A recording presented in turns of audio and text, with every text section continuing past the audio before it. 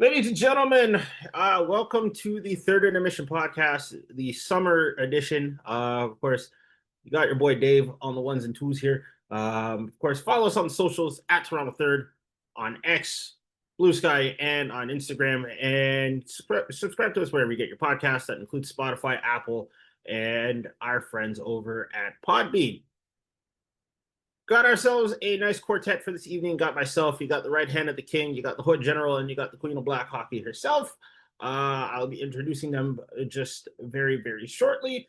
First things first, want to just say, and it burns a hole in my chest to say this. Congratulations to the goddamn Florida Panthers who won back-to-back Stanley Cups. Oh, As Marsha chimes in real quick. Of course, like I said, it really burns a hole in my chest that we actually have to say it once again, but you know what? It is what it is. Avry had at least a good week to cry about it, and honestly, we don't blame him for it. So it is what it is.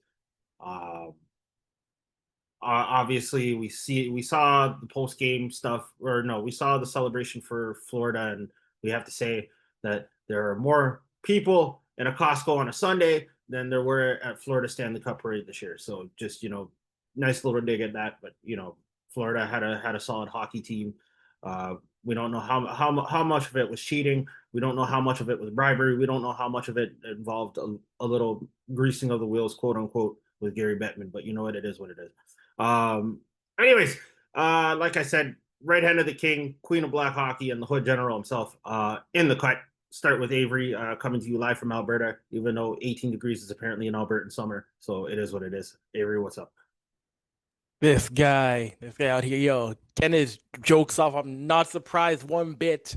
The man, y'all can't see right now, listeners, but Dave looks like a grade 7 teacher who's Yo, based out yo, of yo, yo, yo, who stop teaches this out right now. Stop this right who now. teaches out in Grade Brantford, nine, Ontario grade nine right or now. grade 10. Okay, Grade nine or grade grade 9 10. teach.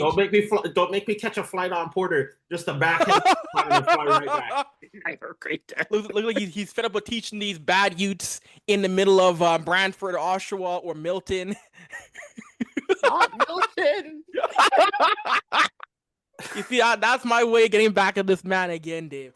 But Man, yeah, this broke ass sexual chocolate covered peanut out here. Really trying to roast me saying I'm a failed high school teacher out in Bradford. Like, yo, stop you guys right now. yo, but back to the main point. So yes, the Oilers fall in 6 games to the Florida Panthers, and this is a series in my mind in which Edmonton, in many aspects, was a step behind Florida along the way, and you saw Florida. I mean, look at the stats. Florida led in this series for over 200 minutes. Edmonton didn't lead for 40 minutes in this series. Which They was had insane. they had troubles handling Florida's top line. They had trouble handling Florida's forecheck in a major way. I mean, we saw in Game 6 that pass from Matisse Ekholm to Evan Bouchard, which was at Bouchard's groin, mishandled. And then Sam Reinhart opened the score in Game 6. Florida had a great game plan to, in large part, shut down Edmonton offense. And now they're here again as the two-time defending Stanley Cup champions. And the Florida Panthers, yes, they're an older team, but the way they're built, they could be back here again next summer in the final two again, the way they're built. That's unfortunately what I didn't want to hear, but you know what? It is what it is at this point. Like Florida's just one of those teams where it's just like, you have a significant juggernaut that's actually built well.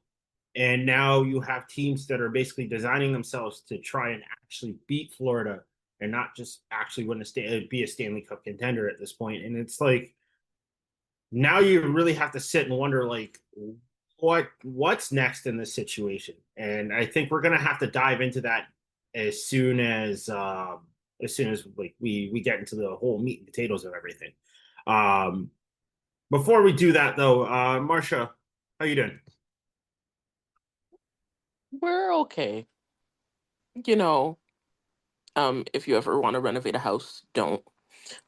If you ever want to live in Toronto during a heat wave, don't. Um, Air conditioning, hydration, all of the fun stuff. The NHL sucks. I'll say it every day. Boo Florida. They don't deserve to win. I embody Leon Draisaitl in the handshake line with Matthew Tkachuk. It's just fellow Scorpio energy. And that is that. But I'm doing not okay know. otherwise. I did not know Leon was a king him. And Love to see it.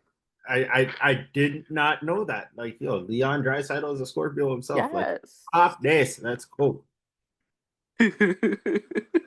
But no, otherwise I'm good. It's weird because all of the major sports have ended, but I think I checked out of hockey a little while ago, Mhm. like NHL hockey a little while ago, rightfully so, because safety doesn't matter to these people.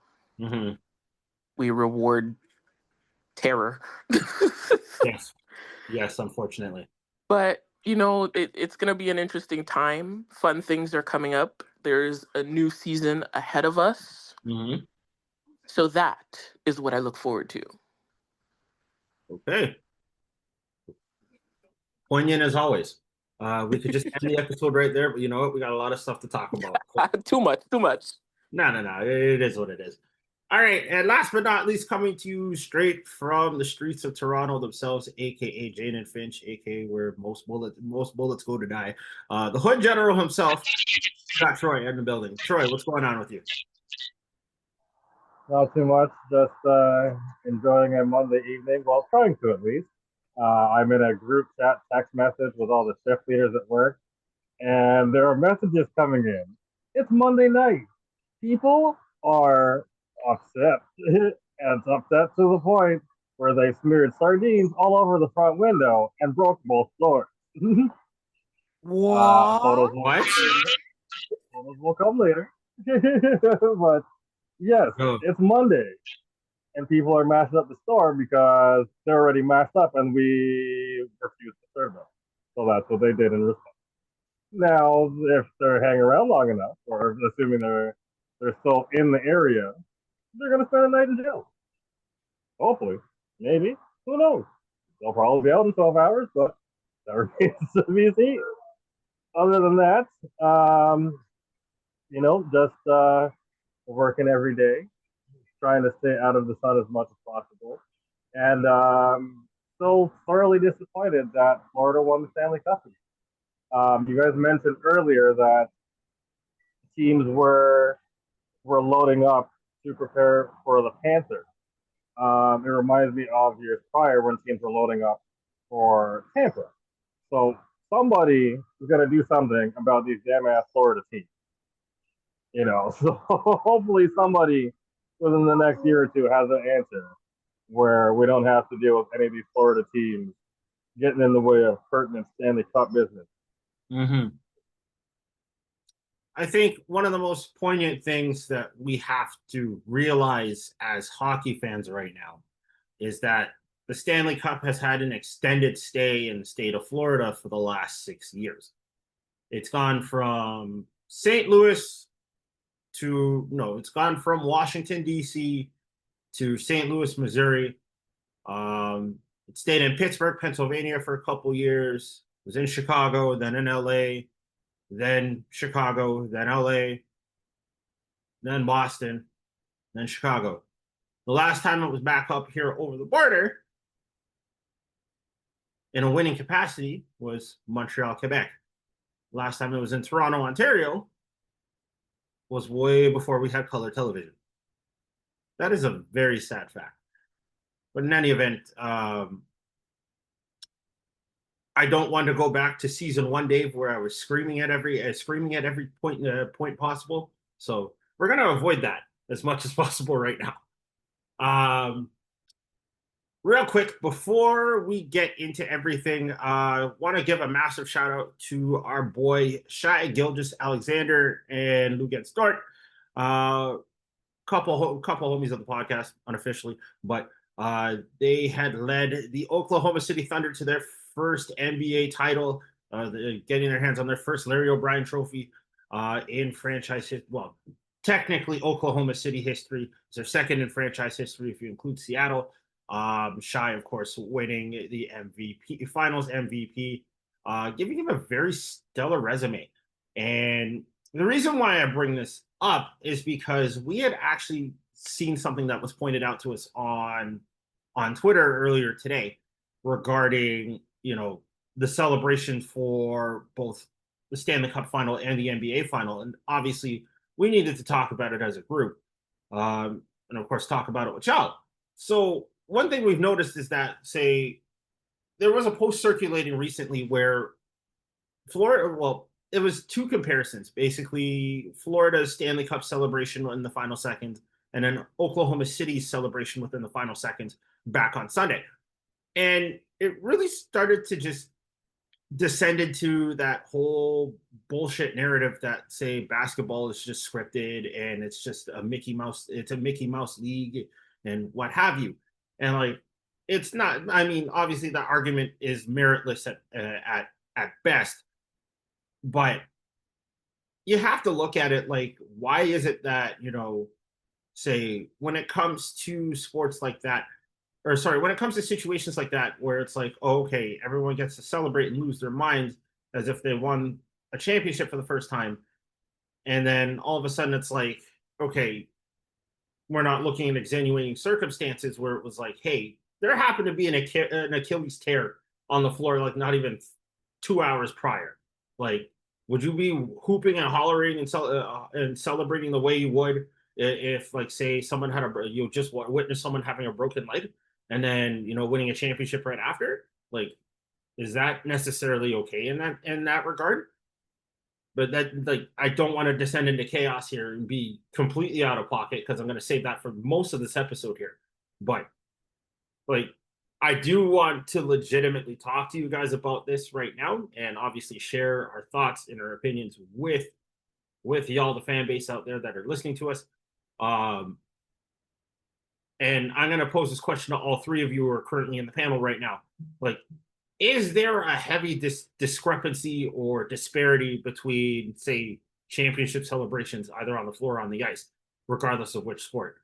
And like, do you really feel that there's any point of there being an argument in this situation? And Avery, I'm going to start with you in this situation before we do anything else. No, not at all. I think that's just how the OKC Thunder are. They're a very nonchalant team. They always have been. I mean, great young team that won their first championship as the OKC Thunder. But I hate how it was phrased, because I think you kind of hinted at it briefly, Dave, how it comes across that dumb narrative of, oh, please like my sport. Hockey's better than basketball. I hate that narrative. It gives credence to ignorance, and it gives credence to full-on racism, really, when people try to do those kind of arguments that are in bad faith. But again, I think in general, it could have been also too, it could have been, yeah, the Tyrese injury played a factor. But I think just overall, I think the OKC are just very nonchalant. Their personality is that way as a unit. I mean, we saw in the locker room, they were talking about how a lot of the guys didn't even know how to open a champagne bottle because they, again, they're so young. That's something they've really done before. And I guess, how a team's party now or celebrate now is changing. It's evolving in terms of how they celebrate championship in basketball, which, it is what it is. Nothing wrong with that. Teams celebrate differently. So I think the idea of trying to pitch basketball bad, hockey good for celebrations, which I saw a lot of, I thought was kind of silly. But I think the bigger issue in that, we can do it on a different show, is just how the presentation is, because I think we can all agree that the ESPN halftime show was just horrible, and the presentation on the NBA Finals was lackluster. And also, too, I mean, in hockey as well, too. I mean, a great example in hockey is we don't have the Cup Final. You don't have the Cup Final written on the ice anymore. That's giving way. Yeah. That's giving way to digital advertisement, because you don't want the digital ad space. That's why we don't have that on the ice anymore. But each league has their own pros and cons. But to me, is it a big deal how Florida celebrate compared to OKC? No, not at all. It's people looking for anger for no good reason. Troy and Marsha, I want to hear your thoughts on this too, really quickly. And before I do that, I would like to say that, like, it really just takes away from the prestige of the Cup Final to not have it like prominently displayed on the ice. It just feels like a regular season hockey game at that point. And like, there's no regalness nor animosity, or just downright. And I forgive me for using this term. There's no aura around the Stanley Cup Final anymore, especially when it comes to the whole digital ad space thing. And I feel like the NHL is really missing the mark on that. But that's something that we can definitely dive into for another day. Troy, Marsha, I want to hear your thoughts though, real quick. Okay, so my take on this, especially because it made me think about it. Because I saw Marlon, that dude McFly, he asked specifically, "Is this a production issue?" And the difference between how the NBA Finals and the Stanley Cup Finals are presented. I thought about it for probably a solid 5 minutes before I responded to it. And part and parcel, yes, it might be just straight up a production issue. I told them, I feel like maybe the NBA didn't know what they were doing with two supposedly small market teams in the NBA Finals, so they didn't really know how to really promote OKC or Indiana, whereas bigger cities like the LA, New York, Boston, those kind of sell itself kind of deal because they're all historic teams in their own right. Whereas with the Stanley Cup Finals, there were hype packages for all 4 rounds for every team. Plus, it's a Stanley Cup Final that involves Connor McDavid. Connor McDavid is, for argument's sake, the face of your league. So, I mean, like, it's easy to get people interested. Plus, on top of it, too, it's another Stanley Cup Final rematch. And you have a whole bunch of narratives, whether you want them to be underlying or at the forefront. It's McDavid. Can he finally get this cup ring? Especially in back-to-back years, considering how hard it is for any team in any league to get to the final. Let's just put that out there right now. I'm not going to say that one league is easier than the other to get to the finals because it's not. Because every league, every team has to go through a grinding season to get it. Yeah, you have underlying themes like can Florida repeat as champions? That's another interesting factor there. Can a small market team like Florida, a place where it doesn't snow, can they win another cup? Who's going to topple these Florida teams? And then you add in the fact that Florida added, your resident pest and Brad Marchand. It's like, can he be a difference maker? And obviously he was. And then there's the whole Sam Bennett factor. What is he going to do to put his mark on the series? And then of course in the Stanley Cup Final, he goes out and has himself a 4-goal game. You compare that to what we saw in the NBA Finals at the end there. I think because a lot of the guys there, they have never really been this deep into the playoffs, let alone the final. And Avry spoke to this about the age factor, them being really young. So it's like, yeah, it's their first time being there. So they don't really know how to conduct themselves.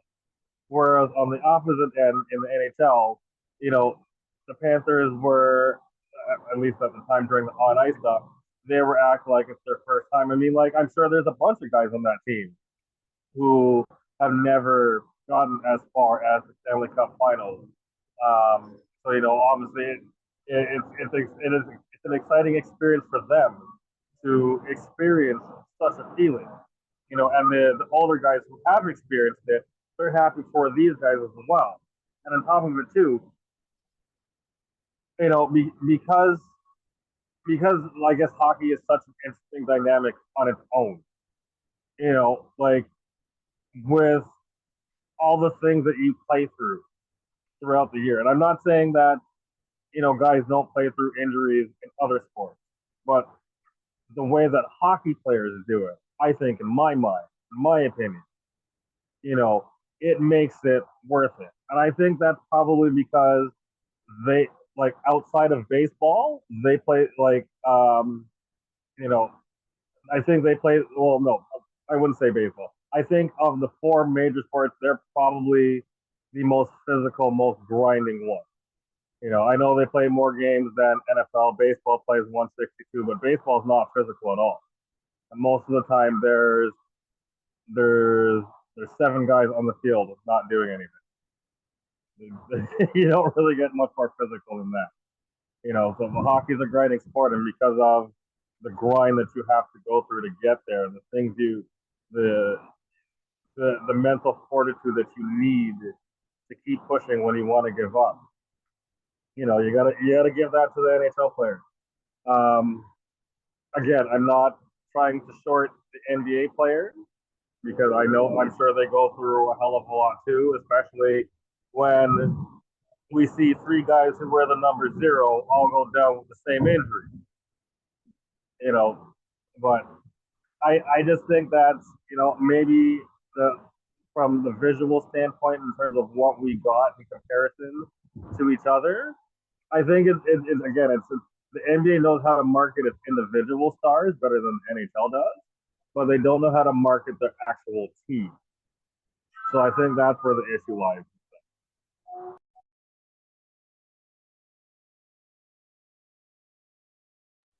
Troy, you bring up a really good point there of the like individual versus team.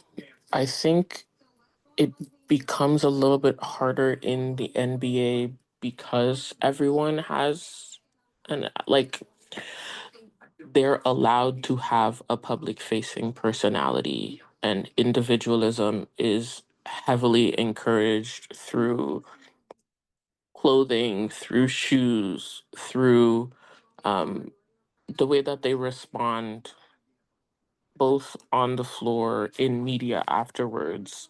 Um, they're slightly more of an open book when it comes to like each person and the relationships that they have with their um, team media people. But when it comes to the teams, I feel like it also depends on the team because I think it was a little lackluster for OKC because they're like considered babies. They're considered the underdogs. They don't really have anything for much for people to work off of. But I don't want to leave it at that because that's just laziness. Like you could have dug deeper to find something cool about them to write the narrative for them. They just didn't want to do that because that means extra work. But when you look at teams like Golden State, like the Lakers, like the Bulls, like the bigger teams with more prominent names, um, it's easier to have a team story for them because you've seen so much of them over the years. Um, Whereas with the NHL, it's a little bit of the opposite, where everything is team, team, team, team, team, and you don't really get much of that individualism. And when it is shown, people are like, how dare you say something like that? How dare you not wear a suit to a hockey game? How dare you wear a bright color? Like things of that nature. And I think that's just the underlying structures of the two sports, and that as like a systemic slash media issue. But when it comes to different elements of poise and the differences in celebration, I really think it comes down to respect and the different energies that you have on the court, on the ice. Um, One set of people knows how to be humble and not play to injure. Um, and the other set of people, like emotions are running high. It's a high energy sport. They're also known as bad guys in a sense throughout this entire playoffs. Um, so it's kind of hard to say that it's one specific thing, but I really think the cultures of the two sports really have a lot to play um, in terms of people understanding where they're coming from as they start playing the sport and as they acknowledge the people that watch them and that are there for them. Like in the finals yesterday, there were so many people that acknowledged the fans, that acknowledged their family, that acknowledged the people around them. And I didn't get that in the NHL final. Whether it was on that actual night or afterwards, it didn't really feel like that was there for me.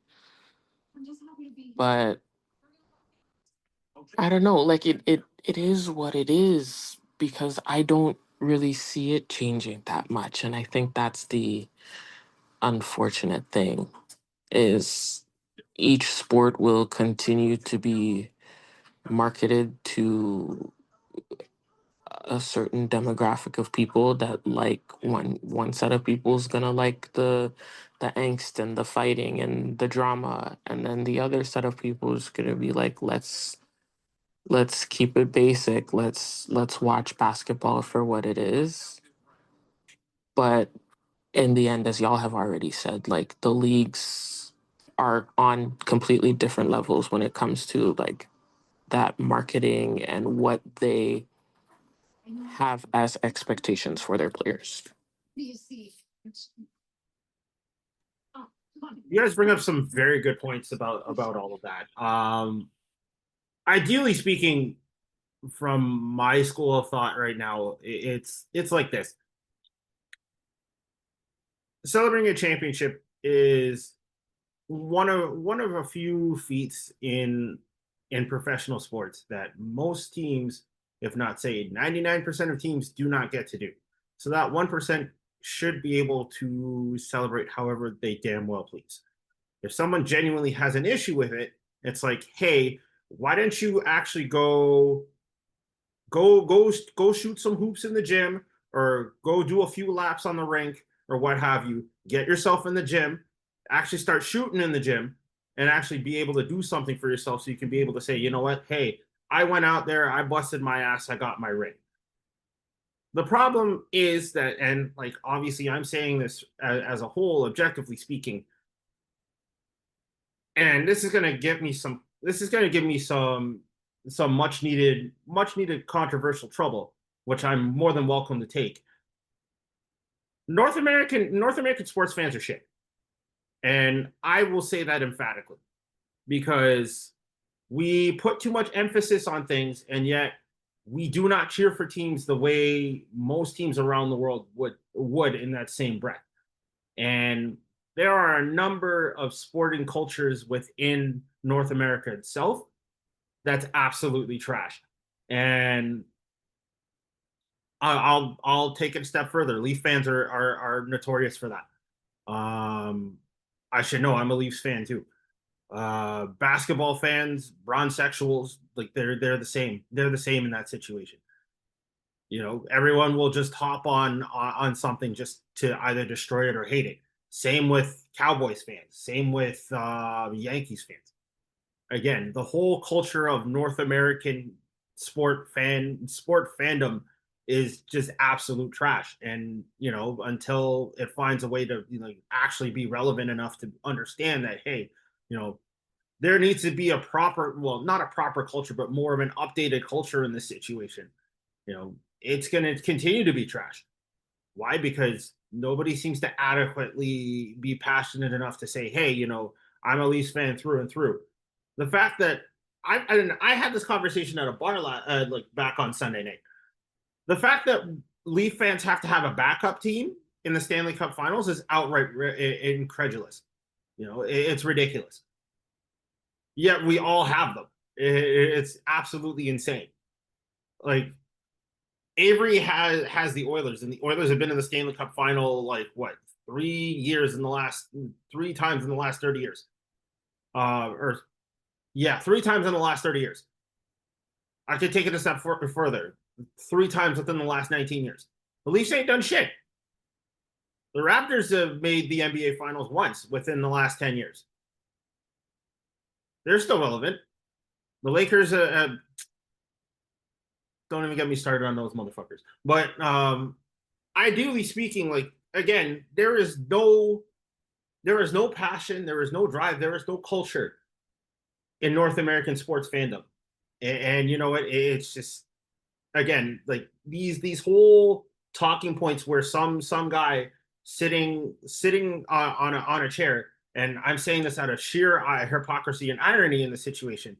The fact that we're all sitting in chairs dissecting the fact that, like, you know, oh, like, hey, like, we're dissecting 2 championship celebrations when we're not even in the gym ourselves, like, actually doing the shit.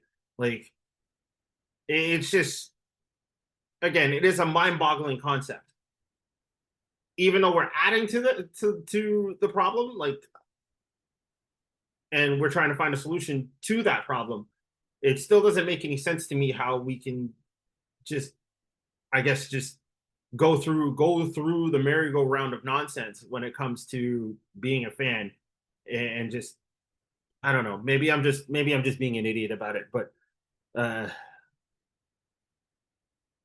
again, we need a better sports culture in the entirety of North American sport, and the Big Four, like with the Big Four as a whole. We need to stop dissecting small little things and turning it into bigger problems as talking points.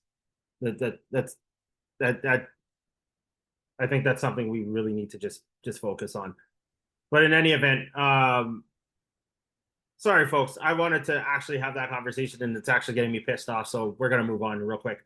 We got a few things we do need to talk about real quick. Of course, how we feel about Florida boasting, even though they're back-to-back champs, and they're rightfully so. Who do we want to see the Leafs target going forward in the next few months?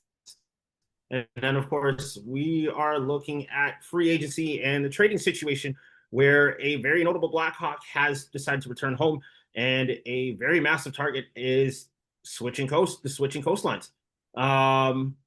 So I mean, we're already started, but let's dive into it. First things first, Marsha, I'll start with you. How do we feel about Florida basically losing their minds, even though they rightfully deserve the right to do that after winning back-to-back championships? When you can get through a Stanley Cup playoffs without injuring people in every series that you play before you win the Stanley Cup, then I'll let you celebrate all you want. Because I don't appreciate their, oh my gosh, we won. Haha, we did that. See, we're amazing. But then in their parade speeches, basically 3 players alluded to their style of play being the reason that they got to where they are. And like having to be so careful with their words so that they don't admit that them being so rough and injuring people is how they got to the end. So that's frustrating, because where do you draw the line and say, like, this is sport and this is basically abuse? So like, I think that's the frustrating thing. Like, I'm not gonna say, no, they can't celebrate, like, they won, I guess. So be happy about your win. But like the bragging, the cocky attitude, the haha, look at us, the Sam Bennett MVP and all this nonsense, like, give me a break. Let this sport be what it is, and it can't get there if this is the type of culture and energy that we're gonna reward. So that's my frustration there. But in the end, they won. I'm not the officials. I can be mad all I want, but there are so many things that have to change before that can not be a thing anymore. I would love if Florida just didn't make the playoffs next year. End it here. We don't want to see them anymore. Let them be sad. So for me, Florida winning, it bothers me, but it kind of doesn't. Um, in the sense that it does bother me is because it's Florida. As we've seen over the years, whether it has to do with sports or not, there's really outside of sunshine and beaches, there's really not much likable about the state of Florida, to be completely honest. I don't like how some of the players necessarily, for lack of a better term, conducted themselves, giving post-game pressers. Kelly, stop bringing the water all over the bed. Drink it or put it down. Certain comments. If there was one thing I did kind of enjoy, I did enjoy the Brad Marchand kind of trolling the other teams in the Instagram post when they're out for dinner, where it's like, thank you this team, thank you that team for this person, that person, and their mama. What I did like about the Stanley Cup Final, I like the fact, even though Edmonton unfortunately came up short, I like the fact that they showed heart, they showed fight, and they showed that they really wanted this thing. Because if they didn't, that Edmonton easily could have been folded in 4 or 5 games. I like the fortitude that all of those gentlemen showed. I like the composure of both their goaltenders, Skinner and Pickard. Like, I know it was a kind of like a stick your hand, cover your eyes, stick your hand in the magician hat and pull out a name and see who starts kind of deal. But I think both gentlemen did their best to their ability. There were at times where the Everton defense let them down. There was a bunch of screens, tips, things like that. That, and goalies are human. Not everybody can be a literal brick wall where you're just stopping everything. What I would like to echo Marsha's sentiment, where we have to end this streak of Florida teams getting to the Stanley Cup Final. As Dave has mentioned in the group chat, there's only a race off the Stanley Cup completely. So the Maple Leaf organization needs, and we've been saying this for as long as this has been a podcast, the Maple Leafs need to fix up. They need to fix up quick. And the upcoming 2025-2026 season will be the perfect opportunity to do it, because we are now free from the Shanna plan shackle that had not worked for, what was that, 9-11 seasons, something. The new relationship is between Tree Living and Pelly, and how much rain he actually has.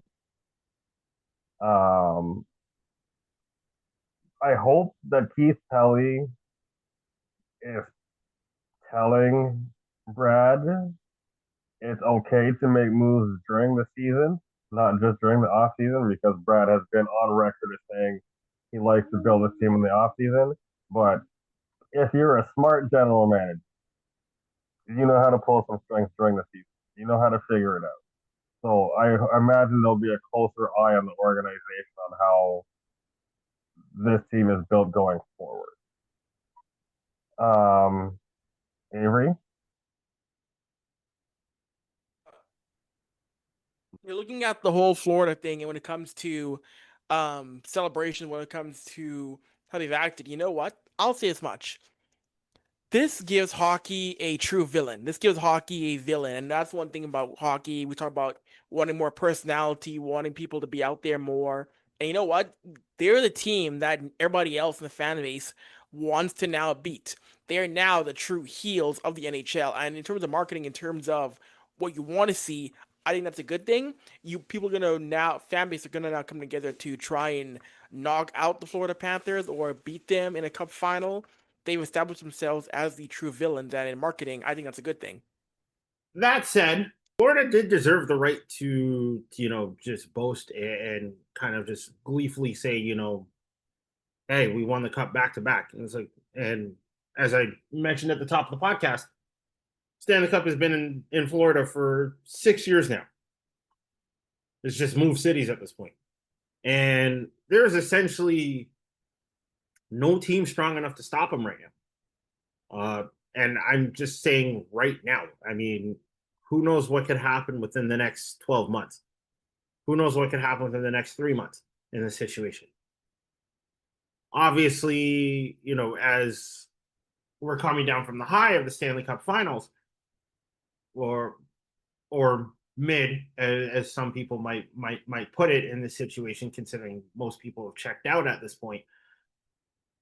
You really have to sit and realize, like, okay, what now? What next? Because there are now 11 teams sorry, let me rephrase that. There are a small handful of teams that have not actually even won a Stanley Cup, let alone been to a Stanley Cup final. Columbus is obviously one of them. Winnipeg's one of them. And Utah is one of them as of right now.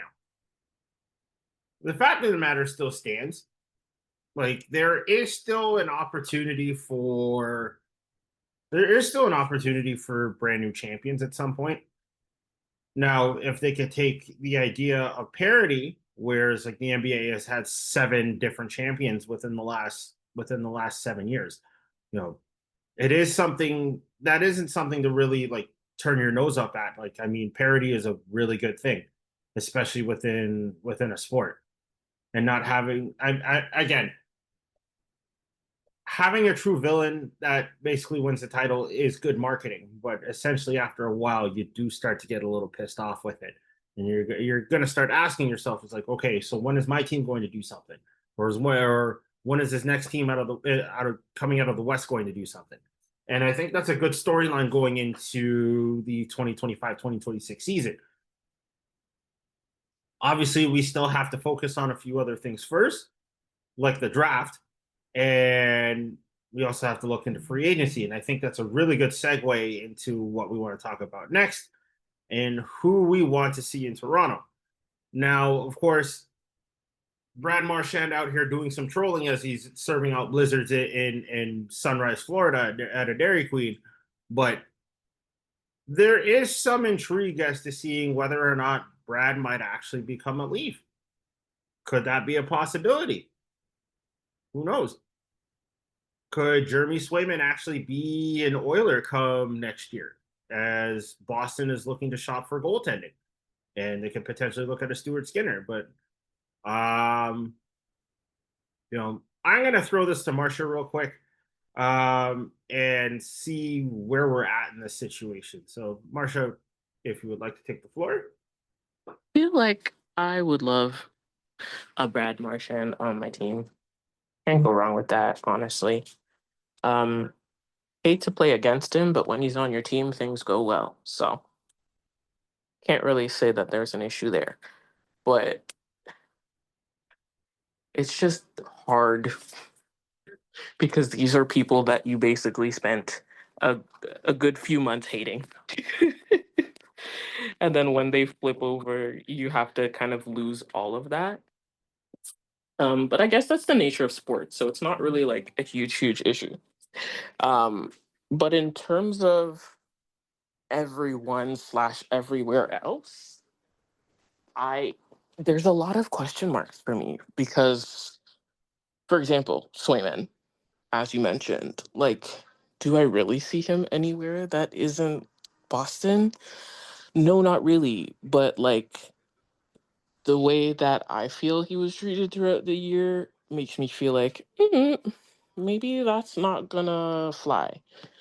Um, then you've got like with us, there was a really random early report that Mitch wasn't gonna sign back in Toronto. I don't know if I believe that. Like, when you consider logistics of uprooting a family life that has just begun, moving away from the support of your families into another province, state, whatever it is, we need to remember to be logical about a lot of the options that are being presented. And right now, I see opportunity for a lot of change, considering we just saw Zegras get traded. um, but I don't really see it happening much with older slash more established people. I feel like the builders want the young kids that are just starting to make their mark but haven't really solidified themselves as something perfect, to allow for new opportunity and new growth on these teams. So I feel like it can go in any direction, to be honest.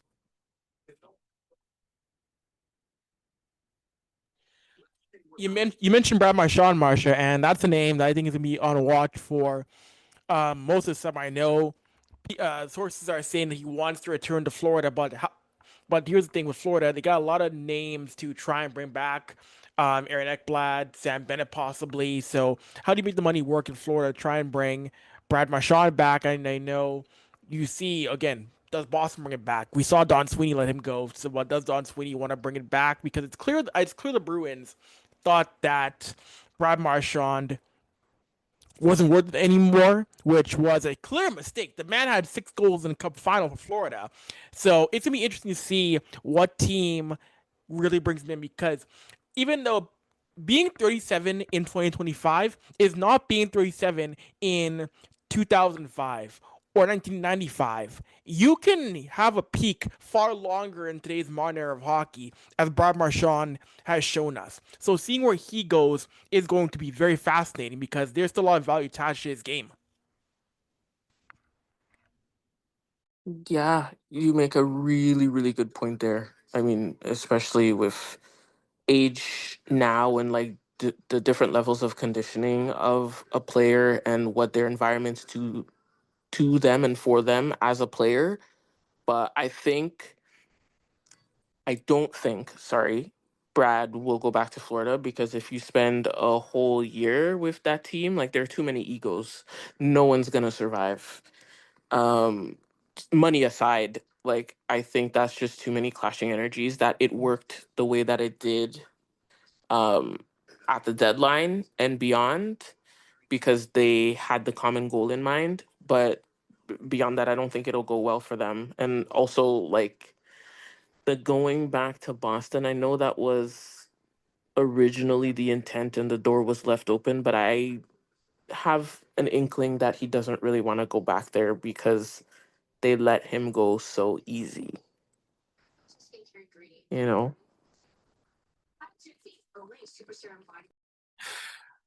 I think that, yeah, I think that marriage is pretty much over between Marchand and Boston. And by the looks of what they posted on Twitter today with their new logo, it looks like they're starting to get ready to move on, and you know, get ready to usher in a new era for Bruins hockey. So I'm not sure if Marchand actually fits that plan. I don't know if they're actually considering bringing him back, but obviously that's something that future Boston and future Brad will have to deal with in that situation. And ideally speaking, um, Brad's free to sign with wherever he wants to at this rate. So, sky's the limit for him. I mean, are there other targets that the Leafs could potentially look at? Like, I mean, potentially bringing Mitch Marner back isn't as far fetched as people want to make it out to be, but it is something. I mean, there are other options as well. I mean, Toronto could try and take a stab at Aaron Ekblad, or try and take control of a Nikolai Ehlers for just dramatic effect in that situation. Like, there are so many different names that are currently available in this situation. Like, Ehlers is only like what, 29 right now. Like, he could help Toronto actually replace, like, say, something solid on the blue line with Marner being gone. Sorry, not the blue lines. Sorry, on the forward line. Excuse me, I just messed up on that. My bad, folks. Could Brock Besser actually be on a different team next year? Could he be a Leaf? That's something that might actually be considerable in the situation. You know, Could Toronto go after a Sam Bennett come July 1st? So many different names that are available right now could be potentially just ready for the picking. I mean, I would love to see Keandre Miller as a Leaf one day. Maybe see Vitek Vachanik. Maybe give him a shot between the pipes. So maybe either get rid of Stolars or Wall, one of the two. I mean, that's a little far fetched, but hey, crazy as crazy does in this situation. There are so many potential targets that like the Leafs could practically go after. Wait, hold on. Did you say get rid of Stolars or Wall for Victor Vanacek? What? Maybe I don't know. All right, Dave. I'm sounding a little crazy here today, so it is what it is. How does that make any sense, Dave? How does that make a lick of sense? The guy said, You move Matt Murray first. You move Randy Gold, you're moving Murray first. I'm pretty sure Jason would box me right now if you were here right now. Just tell me like, yo, like you're being crazy for this, and it's like, again, all of you are probably doing the exact same thing. I got no problem with that. Pull on your feet. Just so we established that, yeah, that was Dave Barnett who said, hang on. Oh, Troy, you're echoing Troy. Hang on, your feedback from you, Troy. Yeah, just for effect, folks. This man Dave out here honestly said the idea of getting rid of Stolars or Wall for Vitek Vanacek. Again, what?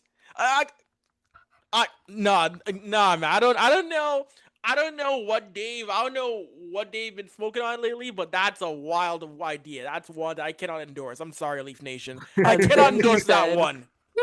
And shrugged his shoulders. So so I don't know. I'm kind of at the rate where I'm just like, listen, I'm at the point where like something crazy needs to happen, and that's one of those things. The crazy that needs to happen is not us losing our best goaltenders in the last 15 years. Listen, don't get me wrong, okay? Like here's how I'm looking at it, right? Here's how I'm genuinely looking at it. If Stolars was outright healthy, we would have legitimately had a shot to actually make a conference final. I don't know about making the cup final, but conference final definitively. And unfortunately, it's like I love Wall, and Wall was a very decent goaltender. And had we stuck with him and given him a few reps, say at the end of the season, instead of just going with the number one option being Stolars in that situation, essentially speaking, like maybe we would have had a little more of a fighting chance, and Wall would have been a little more ready for a playoff battle with a Florida in that situation. That said, I feel like you still needed more and more of a battle-tested goaltender. And don't get me wrong, I'm not saying Wall isn't. I'm just saying that we might need to upgrade where we're at with him. I could be genuinely wrong in saying that, but at the same point in time, it's like you have to look at certain options and might possibly consider that just slightly.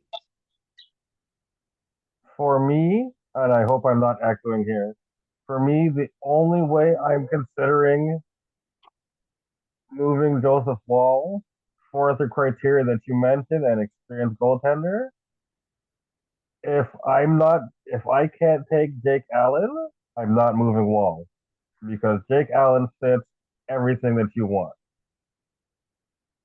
Isn't Jake Allen like in his like late 30s though? Doesn't matter. He's still. I don't know how old he is. I think he's maybe like early 30s, maybe mid 30s. He's in New Jersey, but I think, He's 34. Game. He's 34. 34? Yeah. So he's still got some serviceable years yet left, and I mean, like, he's not an often injured goalie where you got to worry about his long-term health.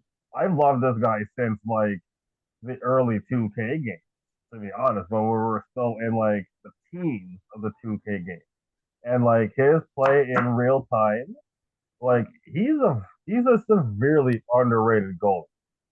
I'm surprised that New Jersey made a move for him. Or where is he now? Is he New Jersey or Montreal? One of the two. I think he's New Jersey.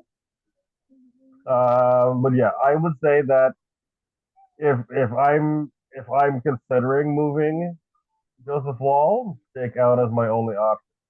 If I can't take out, I don't want it. I move Murray instead, and I'll take whatever picks or whatever draft capital you want to give me.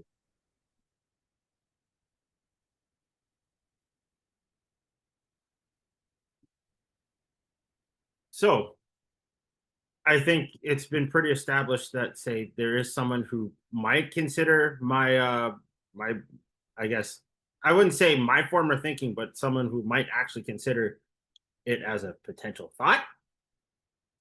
But like I said, there are other options that the Leafs can look at if they want to stick with Stolars and Wall. Like I said, K'Andre Miller happens to be available as he's a free agent from the Rangers, and Toronto does need defensive help. Why not? Why not take a cap hit? Like, you can take a cheap cap hit on him, offer him 6 for, say, 3 years, or 3 years at 6 million, right? Or sorry, let me rephrase that. 3 years at 18 mil, 6 million a year for 3 years.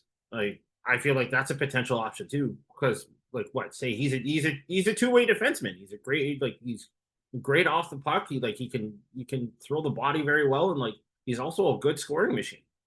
I feel like, having, and I'm not just saying that because he's a brother. Like, I mean, he did his thing in New York. Like, why not look at him as an option too? You know, I feel like the silence here is killing me. Let it sit for a little bit. Let it sit. But no, he's not a bad option. This is a more tolerable theory. No, but there are so many options that I'm very, very curious to see what Mr. Brad over here is gonna do with a little bit more freedom. How do we get creative? How do we not blow up the whole team? Oh, sorry, go ahead. No. Like, I wasn't gonna add much more than that. It was just like, how do you be reserved but also do what you need to do to elevate your team beyond what you did last season? Which is absolutely fair. I mean, we still have to worry about Matthew Nyes. We may have to potentially look at, say, a sweetheart deal with Tavares. And then on top of that, it's like, even if we were to establish something there, that's like what, 14 million gone, depending on whether or not like both teams come to agreeable terms. That's still 11 million left on the cap, right?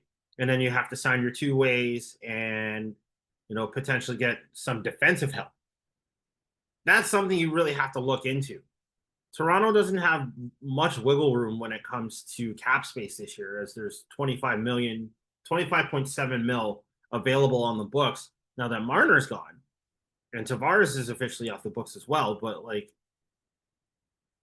you also have to look at it like, okay, there are some other options there are some other glaring omissions that Toronto really has to look into. Like I said, Matthew Nyes is one of the biggest things they have to worry about. If they get rid of Morgan Rielly, well, how much cap space will that free up? Like what, maybe $8-9 million? That'll put Toronto at least up to like 33 for next year. And if that works, then essentially, like, Toronto can actually go shopping for some defensemen and maybe some not cheap but more affordable offensive talent, right? So again, that's something that we as Leafs Nation have to look into. I mean, Avry, I kind of want to hear your thoughts on this. You know what? There's going to be definitely work to do for Brad Living coming this summer, coming this fall. But again, this is going to be this is the first year where the good thing that it's all going to be on Brad's shoulders, because I don't see him having a too long of a leash if this team once again can't get out of the second round. I mean, I think he's probably going to give him some leeway, but I don't think that leash is going to be too long if this team can't make an impact splash that gets them over the top. But again, in net, this team is fine when it comes to the net presence. It's just a matter of reestablishing what they want to do in terms of the forward core. And Mitch Marner is gone. Mitch Marner is gone. He's not coming back to Toronto. That's dead, buried, cooked, finito, gone, sayonara. He's going to be either a Carolina Hurricane or a Utah Mammoth or a Nashville Predator come this fall. The idea of Marner back is not happening next year. It isn't. Unfortunately. And that's pretty much how it's going to go at this rate. So, ideally speaking, it is what it is. The Mitch Marner experiment is over. And unfortunately, I see this happening. I genuinely see this happening when, say, potentially, or let me rephrase that. The Mitch Marner experience is done in Toronto. Thank you for that, Avery. I see this happening at one point or another. Like, the second Mitch Marner goes off on whatever team he signs with, I feel like it's going to be another Phil Kessel situation. Hands down. Because we ran Phil out of town, and then homeboy ended up winning 2 Stanley Cups with Pittsburgh. Literally the next year. Like, one of his first one literally the next year after signing with Pittsburgh. I feel like that's legitimately going to happen at this point. Because, again, it's par for the course for Leafs Nation. Now, again, I'm not hockey Nostradamus here, but like,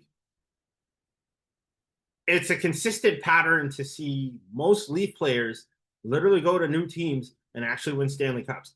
And it is just outright insanity at this point. And you'd have to sit there and wonder, like, okay, is it a culture problem? Is it a fan problem? Is it a media problem, or is it just the whole collection of all three? And I think I really don't know what to say when it comes to that. But Toronto really needs to figure it out. Brad needs to figure it out. And so does... Why is his name escaping me for some reason? Who the hell is our head coach again? Jesus. Berube. Craig Berube. Yeah. Sorry, that slipped my mind for a second. I'm like, what the hell's wrong with me? That's between Craig and Brad at this point. So let's see how things go. Finally, before we pop off onto the current trades and free agent signings and returns into the NHL, congratulations to Abbotsford, who just won the Calder Cup against Charlotte. This is the first time that a Canucks minor team has won since, I believe, the Manitoba Moose, but I could be wrong in that regard. Avery, if you want to fact check that for us and let us know prior to the end of the episode, we'd appreciate that.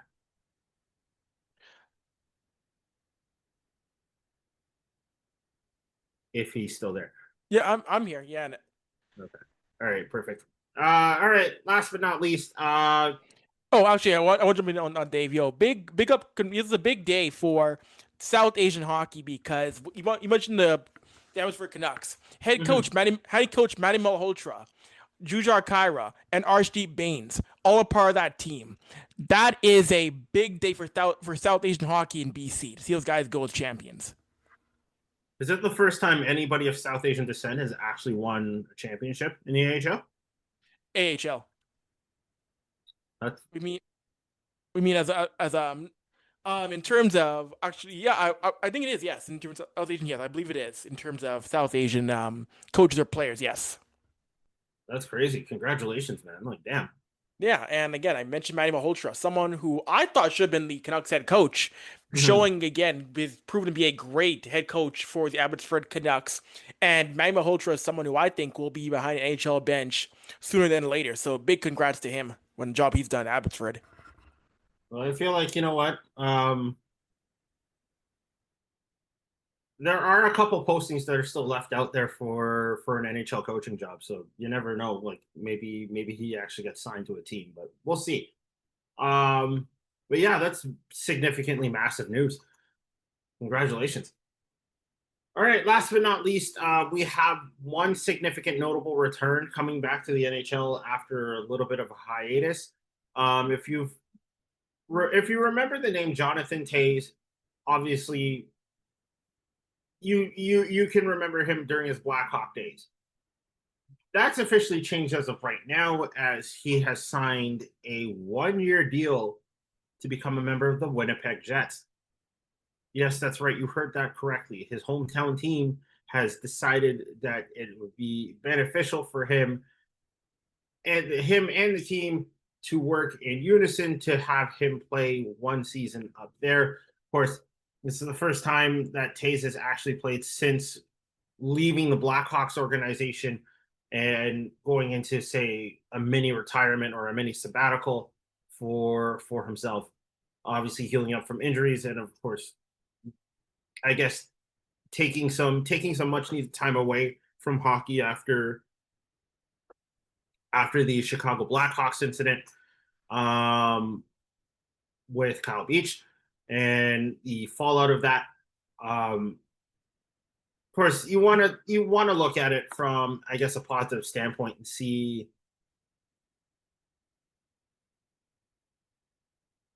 also, in addition to health issues, that you want. It's nice to finally see him back on the ice. I hope he's healthy enough to actually play a full 82. You know, could he be that integral piece that Winnipeg needs to actually become the first Canadian team to win a Stanley Cup since 1993? Who knows? It'd be kind of insane to see Winnipeg actually go from, like, say, a semifinal to or what or sorry, a Western Conference semi to flat out winning the cup the next year just because you added, like, say, a massive veteran piece in Jonathan Tays, of course, 3-time Stanley Cup winning champion, Olympic champion, world champion, and of course just outright good, outright solid dude. Maybe the Edmonton Winnipeg rivalry will finally just, go off once again, but we'll see. Avry, your thoughts?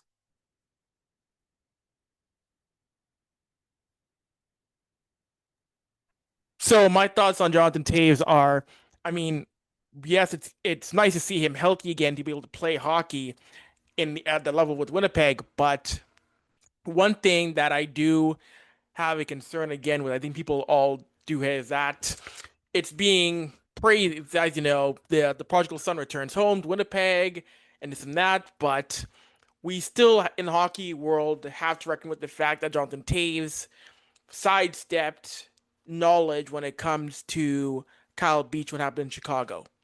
When Kyle Beach, other players in our roster have said, everybody knew, we think all the guys in that team knew. Taves has really sidestepped it and avoided it and not taking any responsibility in terms of knowledge or trying to put ignorant to what happened in Chicago.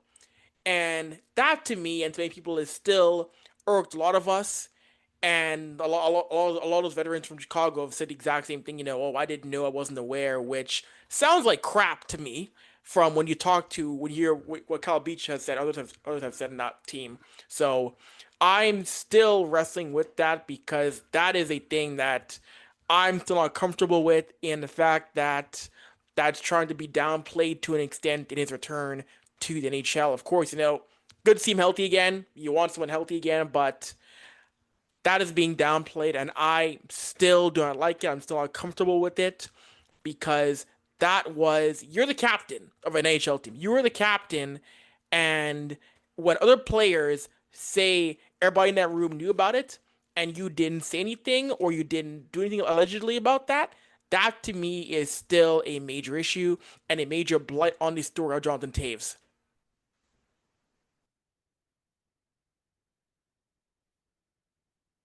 Marsha, Troy, would you like to add? I mean, Avery said it, like, he spent just enough time away for people to forget what happened. A lot of people will have forgotten, but I am grateful for the small sect of people that will continue to bring this up and will try to see that level of accountability from him. Um, because I feel it's completely unfair for him to be able to just walk back into hockey as if nothing happened. Like, yeah, he's a great player. I'm very interested to see how the time off affected him. What was his regimen as he was not playing? Um, but yeah, I mean, there's like so many things morally that we kind of have to consider. And of course, it's not just him, but he's the new face of it, right? Understandably so. Troy? I don't really have too much to add because y'all have covered pretty much all of it at this point.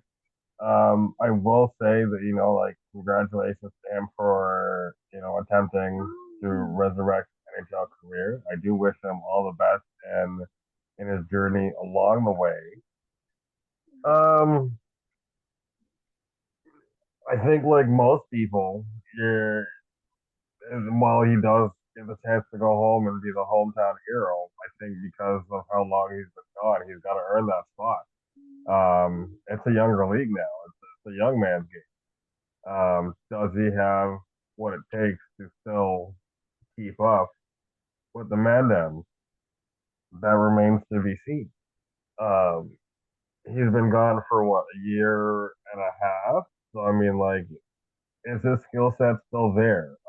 Is he on the decline? Those are all questions that I imagine will be answered in training. Um, what kind of deal does he actually get though? I would probably say base salary minimum. So, I mean, you don't want to be paying a guy a bunch of money and then have him not even make your opening night roster. So I mean, I think you give him the bare minimum, or at least give him that tryout contract, which probably does still give him the minimum anyway, and then go from there. Um, Other than that, like I said, I don't have too much else to add because you guys pretty much covered the whole situation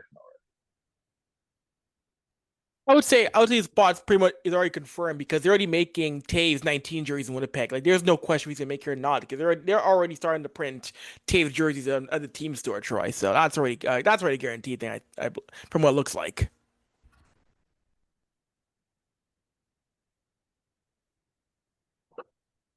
Oddly so, I think that's one of the biggest things that Winnipeg fans may have to deal with. So essentially speaking, uh, we are going to keep an eye on this, and hopefully, cooler heads prevail in this situation, and Tays doesn't get run out of town. I mean, again, morally speaking, like yes, he does need to be held accountable for what happened in what happened in Chicago, and that's not up for discussion. That's not up for negotiation.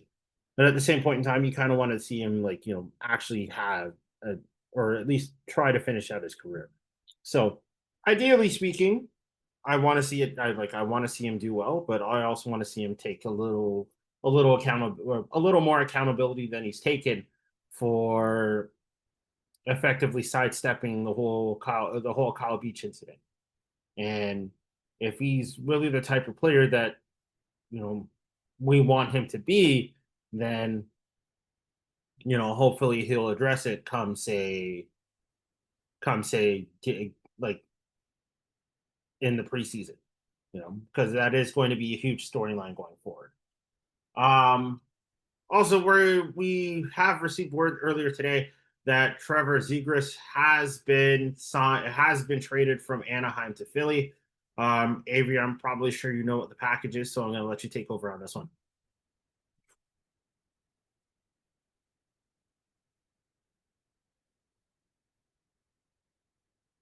if he's still there. Yo, I'm here. Sorry, Mike was muted, so I'm here. That's okay. So yeah, so Trevor Zegras goes from Anaheim to Philadelphia in a move that I don't think most people saw coming. It was a bit of a surprising one randomly, but Zegras goes to Philadelphia. Anaheim gets Ryan Poehling. Anaheim also gets the 2025 two draft picks in the draft year coming up, the 45th overall pick and a 2026 fourth round pick from the Flyers. So in terms of roster players, Zegras to Anaheim, sorry, Zegras to Philadelphia, and Ryan Poehling to Anaheim, and it's one in which Trevor Zegras got stuck in with a bad coach or coach who didn't like his game in Greg Cronin, and now he's gonna go to Philadelphia playing for Ray Tocchet. I want to see what Tocchet can do. I want to see Tocchet give these. I want to see Tocchet give that trust back in Zegras' game, give him back the offensive flair because that wasn't the thing that Cronin gave Zegras in Anaheim. I think the game is still there. I think Zegras is still a guy who can be a top six forward on anyone's roster. It just wasn't a good match with him and Ray Cronin. And I do want to see what he can do with a fresh start in Philadelphia. So that's my take on that one. I think he's still a guy who I think he could still be a potential 30 goal guy when you let him play his game offensively. Interesting enough. Troy?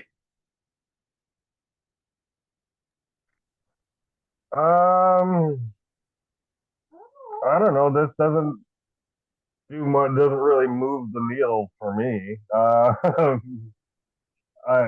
I guess this is a win-win for both teams. Um, I'm surprised that the Ducks gave up on Zegras so early. I guess, and now they probably have begun that stage of admitting that they're in a rebuild. I guess the next domino to fall is John Gibson. So it's just a matter of time of if or when he goes, really. If Gibson is the next piece to fall, I think he comes somewhere in the Eastern Conference. I don't think he stays out west. But yeah, I don't. Like I said, I don't.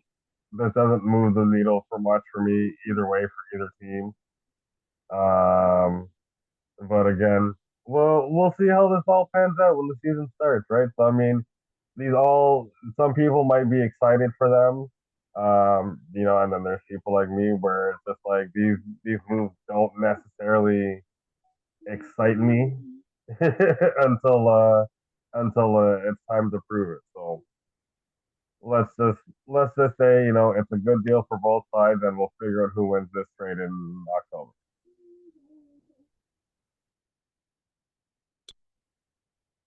All right. Just taking a small sidestep here. Avry, I'm going to be honest. Who do you think would be a surprising signing for Edmonton going into the offseason here? Well, hang on. That's Marsha. Marsha, what are your thoughts on the Zegras move to Philly? Oh, sorry. My apologies for that. No, it's okay. You're all good. Honestly, love it for him. Anaheim was treating him like trash. It was reminding me very much of like the Dylan Strome, Arizona upbringing of we're not doing anything to develop him or to make him feel like he's welcome and wanted here. So this is really, really good for him. New life, new happiness. He's back with friends. It's just a whole new vibe, and I think it's what he needs to flip that switch back on and kill it for the next season.